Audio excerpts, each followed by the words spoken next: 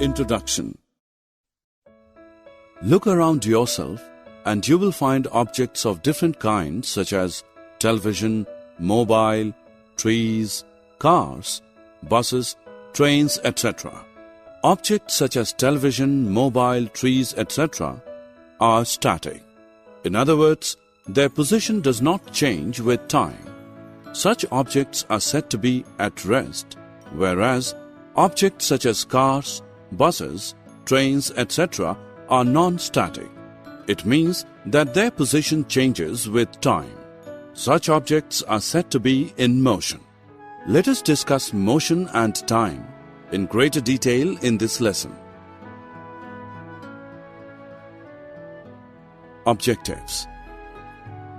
At the end of this lesson, you will be able to differentiate between slow and fast motions, define speed, measure speed, identify the units of speed, measure time. Suppose you have an appointment with your doctor at 5 in the evening. It is already 4:30 p.m. and the doctor's clinic is 5 kilometers away from your house. You have the choice of either cycling down or taking a taxi to the clinic. What will you do? Correct. You will take a taxi because a taxi is faster than a cycle. So we can say that some objects move faster than others. Now the same taxi moves fast on an empty road and slow on a busy road. Thus, the same object can move fast at one time and slow at another time.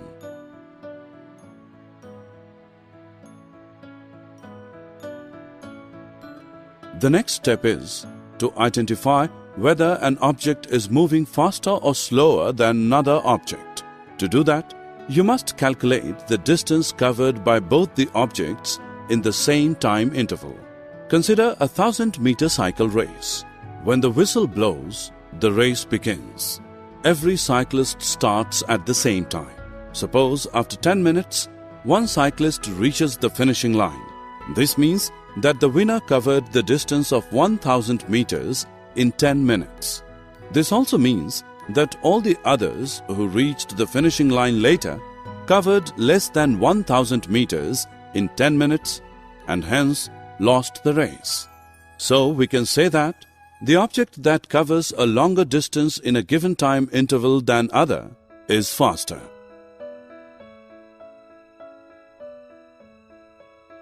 The most convenient way of finding out which object moves faster than the others is to calculate and compare the distances covered by all the objects per unit time. The object that covers a greater distance per unit time is quite obviously faster. The distance covered by an object per unit time is called the speed of the object. Suppose your brother claims that his motorbike is faster than his friend's. His friend denies. You know that your brother's motorbike covers a distance of 60 km in an hour, whereas his friend's bike covers 40 km in 1 hour. Let us now check the claims of your brother and his friend. The speed of your brother's bike is 60 km per hour and that of his friend's bike is 40 km per hour. Your brother's bike is certainly faster than his friend's because its speed is greater. To measure the speed of an object, we measure the distance covered and time taken to cover that distance by the object. After that, we apply formula of speed. Let us learn to measure speed with this simple exercise. Draw a line. Ask a friend of yours to stand on the line. Allow him to run till he wants to stop. Note the total time taken from the moment he started to the moment when he stopped. Measure the distance covered by your friend. Now divide the distance covered by the time taken to cover the distance. What you have calculated is the running speed of your friend. Do the meters and indicators in front of the driver's seat of your father's car scare you? Now they won't. Straight beyond the steering wheel are 2 meters. The circular dial, which looks somewhat like a clock with needles and numbers, is the speedometer.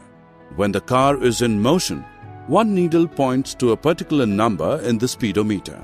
This number is the speed of the car in kilometer per hour.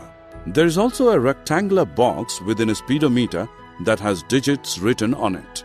When the car is in motion, these digits undergo a change, rather increase. This rectangular box is known as the odometer. Its readings show the distance covered by the car.